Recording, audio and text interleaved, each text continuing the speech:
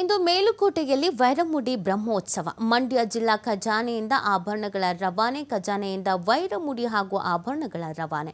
Mandya DC ಕಚೇರಿ ರಸ್ತೆಯಲ್ಲಿರುವಂತಹ ಜಿಲ್ಲಾ ಖಜಾನೆ ಜಾನಪದ ಕಲಾ ತಂಡಗಳ ಮೆರವಣಿಗೆಯೊಂದಿಗೆ ರವಾನೆ ಮಾಡಲಾಗಿದೆ. ಬಿಗಿ ಭದ್ರತೆಯಲ್ಲಿ ಸಾಂಪ್ರದಾಯಿಕವಾಗಿ ಆಭರಣಗಳ ರವಾನೆ ಆಗಿದೆ.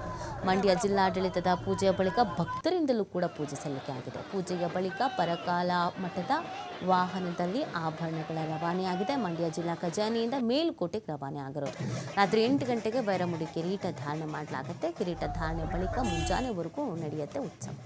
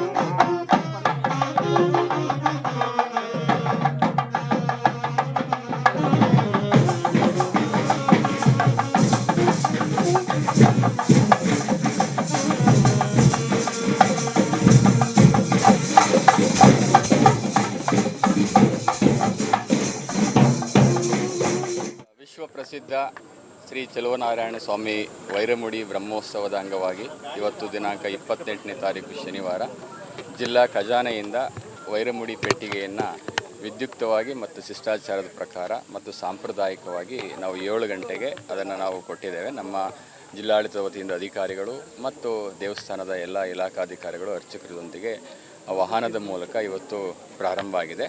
ಮತ್ತು ಏನು ನಿಗದಿಪಡಿಸಿದ ಸ್ಥಳಗಳಿರುತ್ತೆ ಆ ಸ್ಥಳಗಳ ಮೂಲಕನೇ ಈ ಒಂದು ಪೆಟ್ಟಿಗೆ ವೈರಮುಡಿಯವರ ಪೆಟ್ಟಿಗೆ ಸಂಜೆ 5 ಗಂಟೆಗೆ ಒಂದು ದೇವಸ್ಥಾನವನ್ನು ತಲುಪಲಿದೆ. ಬರುವಂಥ ಭಕ್ತಾದಿಗಳಿಗೆ ಮತ್ತು ಸಾರ್ವಜನಿಕರಿಗೆ ಎಲ್ಲ ಮೂಲಭೂತ ಸೌಕರ್ಯಗಳನ್ನು ಒದಗಿಸಿಕೊಡುವ ನಿಟ್ಟಿನಲ್ಲಿ ಜಿಲ್ಲಾಡಳಿತ ಸನ್ನದ್ಧವಾಗಿದೆ. ಸುಮಾರು 140ಕ್ಕೂ ಹೆಚ್ಚು ಬಸ್ಗಳನ್ನು ವಿಶೇಷವಾಗಿ ವ್ಯವಸ್ಥೆ ಮಾಡಲಾಗಿದೆ. ಬರುವಂಥ ಭಕ್ತಾದಿಗಳಿಗೆ